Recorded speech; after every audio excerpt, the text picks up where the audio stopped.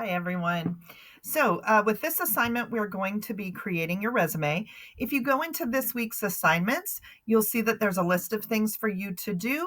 We're going to add this video as soon as I'm done recording it, and you can open up, watch all the videos, and then there'll be a Google Doc for you to open that says resume on it. And when you open it, it'll have the file name. Your name should already be on here. What I suggest you do with this lesson is that you watch a section of the video, and at some point I'll say pause and do this in your resume. So you'll do the section in your resume, and then you'll come back and you'll watch more video. So I am going to walk you through the first part of it. I'm going to make this a little bit bigger so it's easier for you to see in the video. So in your resume, basically I've built this for you so that you just highlight text and then you edit it with your own details. So first thing you're going to do is change your name. Now you can use your middle initial if you'd like to. Just make sure you have your full name.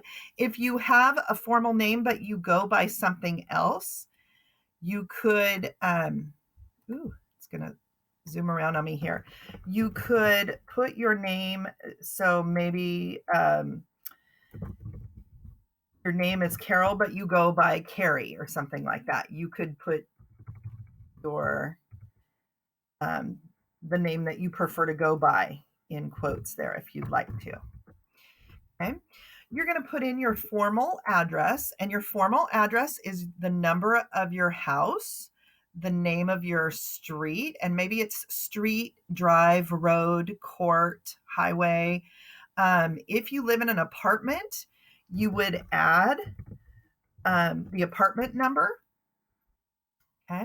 And then make sure that you follow that with a comma. That would be the proper way to type your address out. You're going to put in the city or town name and a comma, and then the state, and then your zip code. If you're not sure of your zip code, and I realize some of you live in Wheatland, some of you live in Lincoln, Olivehurst, Plumas Lake, you can open up a new tab and just type in zip code for Plumas Lake, California. And it may take a second, but it will give you the zip code for where you live. Okay. Then you're going to put in a phone number, and this would be the phone number that you want people to contact you to set up an interview. You'd probably want to use your cell number, or if you have a home line phone, you could use that. Some people like to do their phone numbers like this. I think this is the easiest way, where you do the area code, a dash, the prefix, a dash, and then the final four numbers. Some people like to use parentheses around here. If you do that, you want to put a space, but no hyphen, no dash right there. Okay. So just make sure that you're doing that. And however you do this at the beginning of the document, just to make sure that your document is consistent, later on when you list phone numbers, you want to use that same style so that you have that consistency. All right. So then you're going to want to include an email address. Now you can use your school email address if you'd like to, but when high school's over, understand you're going to need to change that to a personal email address, because at some point your school email address will not be available to you anymore. You can use a personal email address. Now, if you use a personal email address, make sure that it is a professional sounding email. You don't want your email to be cutiepie@gmail.com or onehot@yahoo.com. Make sure that if it somehow involves your name, that is awesome. And if you have to have numbers in it, that's okay. But just make sure that email address is professional sounding. You don't want something cutesy sounding. Okay, so at this point, I'm going to have you pause the video and complete the address, name and address section, and then we will come back and talk about your objective. So go ahead and pause. All right, we're back. We're going to talk about your objective. Your objective in your resume tells the person reading it, this is what my goal is right now. This is my goal. Now, as a student, one of the first jobs that you will probably have is probably going to involve some sort of customer service. It may be working at Bishop's Pumpkin Farm. It may be working at a fast food restaurant. Your objective should not be something like, I want to make money. Everybody wants to make money. What is your objective that makes you valuable to the person who's employing you? You want to make sure that the statement that you're writing and everything that you're putting into your resume lets people know why you are valuable to them. So a simple objective that I suggest that students use is something like this. My objective is to acquire, which means to acquire work where I can provide excellent customer service and work as part of a productive team. Okay. Now, the reason that I like this is it tells the person, hey, I am about excellent customer service. Your business relies on your clients, your customers. I want to give them an excellent customer service experience because that means they will probably come back. And to say that you want to work as part of a productive team tells people you're a team player. You understand the importance of working with other people. So I think this is a very simple and clean objective that high schoolers who are just entering the workplace can use, understanding that those are the things you want to achieve. Now, do you want to make money? Sure, you want to make money. Everybody wants to make money. But what the purpose of a resume is to get you hired. And you have to look at it from the perspective of the person who's doing the hiring. They're wondering, what can this person do to help my business grow? Okay, so this is a great way to put that out there. So I'm going to have you pause and then we'll talk about the skills and abilities. All right, your skills and abilities. I suggest people do 10 bullet points of skills and abilities that they have that will help a business. Now, you may consider your sense of humor a skill or ability. If you're going to be a stand-up comedian, yes, that's very important. But I want you to focus on the skills and abilities that will be valuable to the businesses that you're applying to. Okay. Now, you had an assignment where you were to build a skills inventory. And in that, we asked you to come up with skills that you have and skills that you need to acquire. This is where that list of skills that you have comes in very handy. Now, if you completed chapter 10 of my10yearplan.com, you built that list of skills and you can go to that and look at the skills that you said you have. You can also go to onetonline.org and look up that job that you said you wanted. And with my classes, I had them identify with a plus sign the skills that they already have and a minus sign the skills that they need. So that's another place where you could go for ideas of skills that you have. Now, with Pirate Focus, one of the most valuable skills that you're learning is accurate typing. So you might say you can type 38, what you'd want to say, typing 38, whatever your last 5-minute test covered was. Has to be a covered 5-minute test. That is your actual typing time. So typing so many words per minute at 95% accuracy. Okay.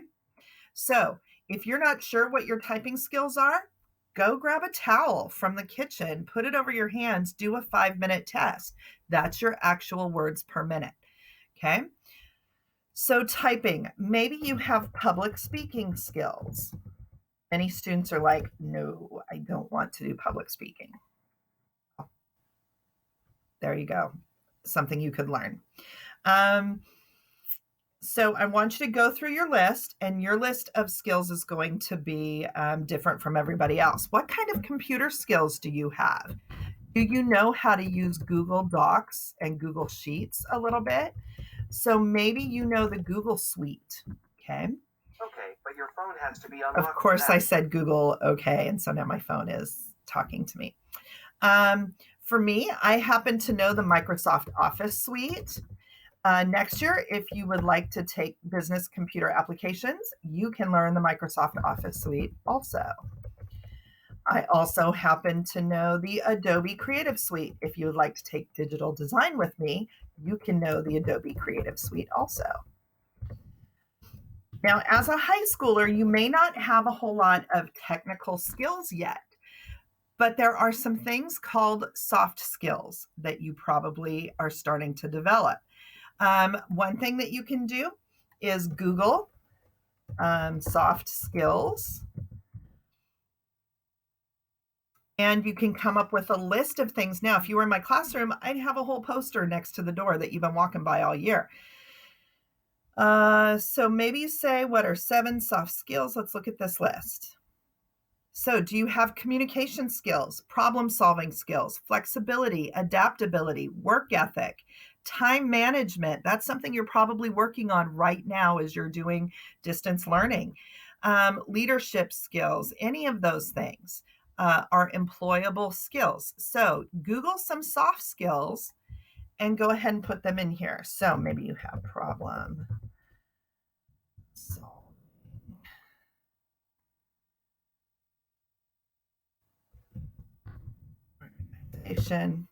Okay, so fill that out. Go ahead and pause, put in the rest of your skills.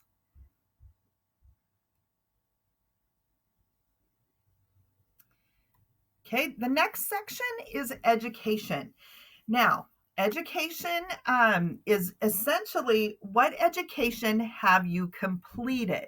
Now, as a high schooler, a high school diploma is the minimum requirement for just about any job.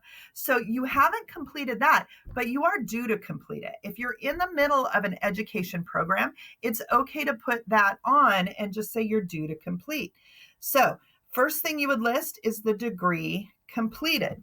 So you would say high school diploma, school name, Wheatland Union. In this case, you could say Wheatland Union High School, Wheatland, California. And you're due to complete that degree in June. If you're a freshman, your graduation year is 2023. Now, as you're doing this, I want you to pay attention to how these dates line up. If we were to spell out Wheatland Union High School, see how that shifts? You want to make sure, whoops, let's spell school right. You want to make sure that you adjust that so that all your dates are going to line up okay. Okay, so go ahead and pause and put in your education.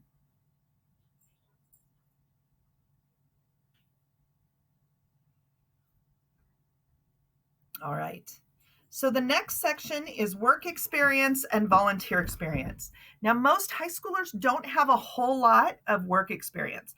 As you get a little bit older, what you would do is you would list your most recent work experience first, and then the job that you had before that, and then the job that you had before that.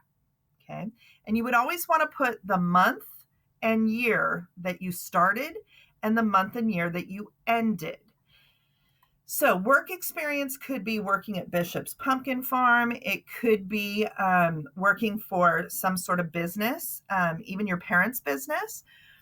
But it could be something as simple as babysitting or mowing lawns. In that case, you're kind of being an entrepreneur. Okay. So if you had an actual job where you were being paid, you were hired and interviewed and paid, let's say that you were maybe a cashier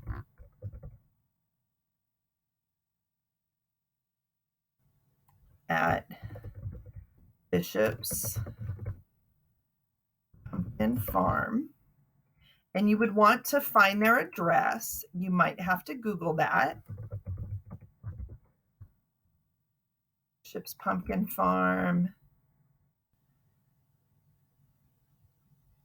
And if you're in Google, a lot of times the address will come up right here, 1415 Pumpkin Lane. Now, if you copy and paste this, I want to show you a problem that happens that you have to be aware of. You can copy and paste, but I want to point out to you that the address is now a different font than everything else.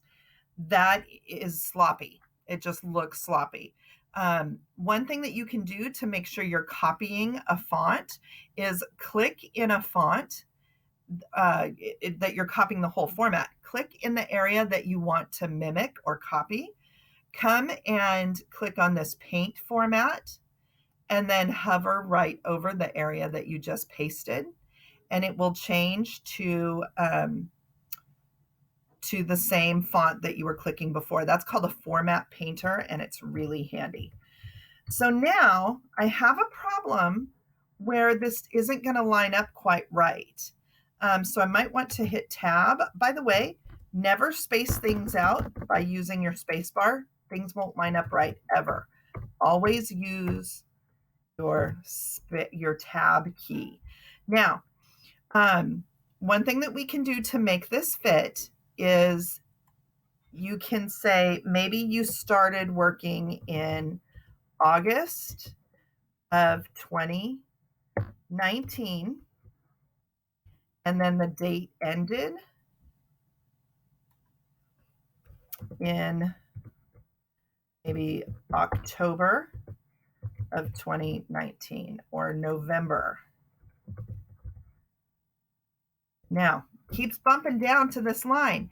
We can actually push these margins out a little bit. So let's do that just to give yourself a little bit more space on the paper. Come to File, Page Setup, and you might want to make your margins. Right now it's saying 0.5 on top, 0.5 left. So let's make all of them 0.5. Make sure that it's not a 5. Make sure that point is in there. Now, if you click OK and it doesn't look right, come on back and reset those. So now I have a little bit more space on my page, and I can probably push that out a little bit. Yeah, that's going to line up nicely. Okay. So you would want to put your supervisor's name and contact information. I suggest you delete that and put a colon. And then I don't know who the contact person is for hiring at Bishop's, but let's just say that their name is Jane Doe, comma, and then you would put a phone number for them. So you might have to look up Bishop's Pumpkin Farm, get the phone number, copy, and I'm going to paste right there. But again, I have a formatting issue, so I'm going to click up here. I'm going to paint. And because I did my phone number up top like this, I want this phone number to match the same style. I'm going to do that. All right. Now I want to put in the responsibilities that I had. Here you're just going to put short 1 or 2 word phrases explain what you were responsible for. Think of as many things as you can. You can go all the way across that line. So maybe you were a cashier, customer service. Maybe you were responsible for stocking items. Okay, so try to think of 2 or 3 things that you were responsible for. All right, so now maybe you maybe you haven't had an official job. All you've done is really babysitting. That's okay. You can put in something like babysitter for the name of business. You would say self-employed. You would not need to have an address.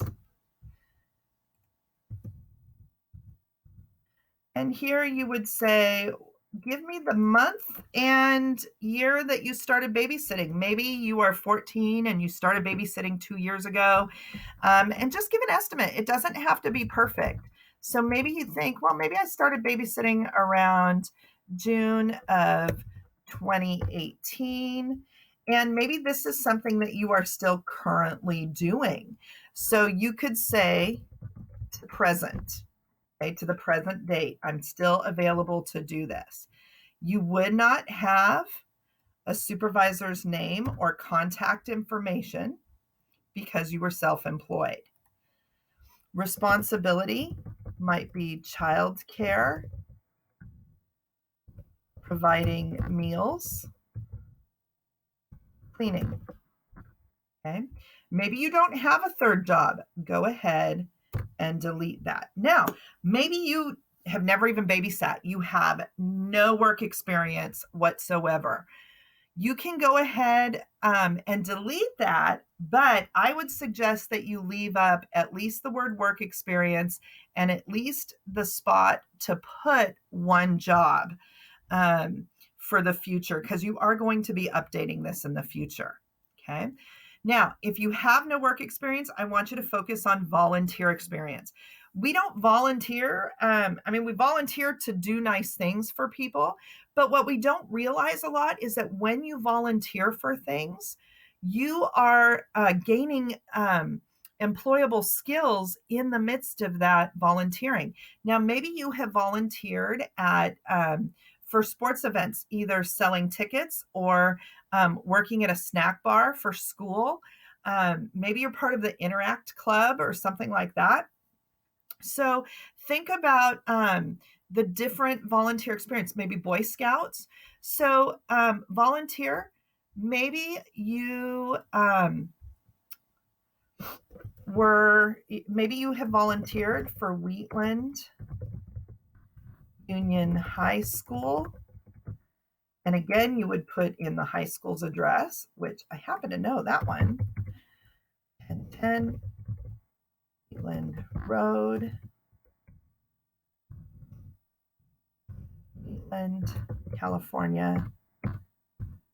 I'm hitting delete to get that to come back up. And maybe you know that you were volunteering in the school year, the 2019-2020 school year. So you would say August 2019 to April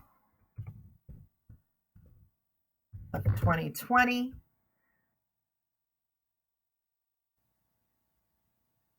Who was your immediate supervisor? Maybe it was Miss Harris. And you would put the school's phone number here. Okay. I'm just going to put Texas, but you would put their phone number there. Responsibilities. Worked in snack bar, providing food, or maybe you say preparing food and customer service. Okay. Maybe you have volunteered for something like Habitat for Humanity or something like that. Think of something that you've done. If you have not done any volunteer experience, you're a young adult. It's time for you to figure out how to volunteer to do something, because sometimes it's not so easy finding a job as a freshman. But if you can find some sort of volunteer experience, that will give you employable experience. Okay. So I'm going to have you pause here and put in any work experience or volunteer experience that you may have. All right, the next section is awards and accomplishments. So for this, I want you to think about any awards, maybe academic, attendance, sports awards, anything like that, and think about basically the month and year that you got that award. So maybe you are part of a soccer league and you got most valuable player. Name of organization might be Wheatland Union High School soccer team. And maybe you got that award in, I don't even know when soccer season ends. How about we say maybe you got it in January 2020. Okay. Maybe you have an attendance award.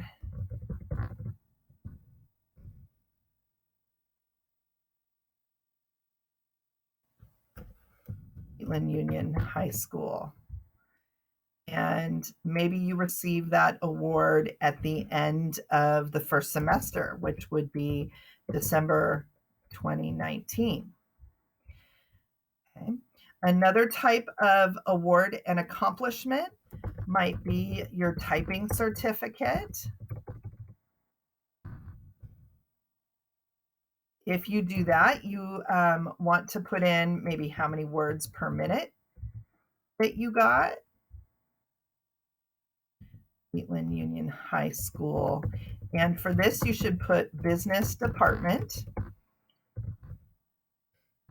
If you would like to get your typing certificate, you can come see me at the beginning of the school year next year, and I will put you in on a 5-minute typing test, and we can do that. You might have been one of my students that got your typing certificate in February of 2020. Okay, so you want to put in any type of accomplishments, certificates. If you are part of culinary and you did your Serve Safe certificate or Safe Serve, you want to put that certification in there. That is valuable, employable certification. So I'm going to give you a minute to do that. And oh, by the way, on these awards and certificates, see if you can find those awards and start keeping them maybe in those sleeve protectors in a binder. I will show you someday what my collection of awards and certificates looks like. It's handy because if you're applying for a job where that award or certificate is useful, you need to prove that you have those skills. If you have them in a binder like that, you can quickly photocopy them and provide them to the employer, and that's handy. So I'm going to give you a minute to put in your awards and accomplishments, and then we will do your references. All right, references. So you need to come up with 3 people in your life who can verify that you have the skills that you say you have. Your references should never be someone you are related to, okay? Mom and dad obviously want you to get a job or want you, they're obviously going to say good things about you. No, it is inappropriate to put reference people down who you are related to. That's considered tacky and unprofessional. So you need to find 3 people that can speak to your skills and abilities, who will verify that you have the skills and abilities that you say you have. Now, this could be someone that you worked for, so maybe a previous employer. It could be someone that you volunteered for, who can say, oh yeah, they were volunteering. It could be a teacher who can speak to your work ethic and your abilities in certain subjects. It could be the parent of a friend. Okay.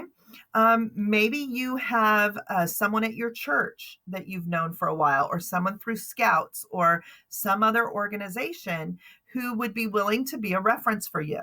It's always a good idea to contact that person and say, I'm creating a resume and I need to list some references. Would you be willing to be a reference for me on my resume? And it's important to get that to get that okay from them, just in case an employer does call them, it doesn't surprise them.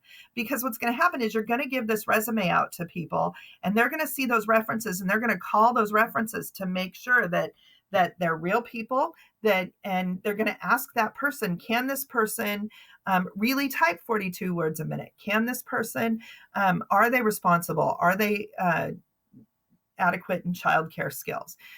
So you want those people to be able to speak to that. And also, I suggest that you find people from different parts of your life. Maybe you've you've really only been at Wheatland High School and you really only know teachers. You don't really know anyone in the area because you just moved here a few months ago. Then it's okay to use more than one teacher. But I suggest that maybe you only use one teacher. Maybe you use the parent of a friend, and maybe you use some other adult in your life. Okay. It's important that you find people from different areas of your life so that they can speak to the different ways that they've seen you interact in different jobs and things like that.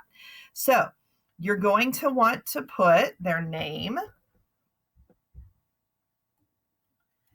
And so maybe, and you might have to ask what their first name is. So I'm going to use Mr. Struble here. Mr. Struble, their job title would be English teacher at Wheatland Union High School. The phone number of the school, so XXX. Okay, and then their email address.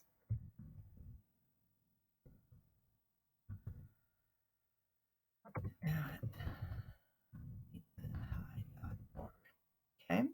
So maybe you're using the parent of a friend. You're not sure what their job title is. You could put in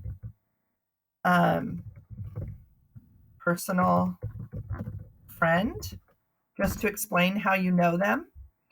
And